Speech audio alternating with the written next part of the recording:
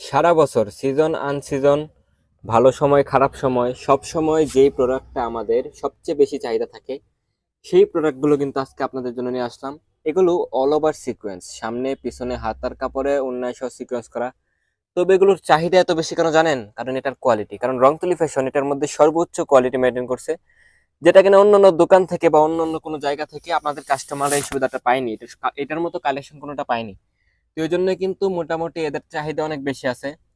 এটার লাইভে খুলে দেখিয়ে দেবো। তবে আজকের এই কালেকশনগুলো মাশাআল্লাহ অনেক সুন্দর আসছে, প্রত্যেকটা ডিজাইন ঈদের পরবর্তী নতুন ডিজাইনগুলো কিন্তু আপনাদের জন্য নিয়ে আসলাম।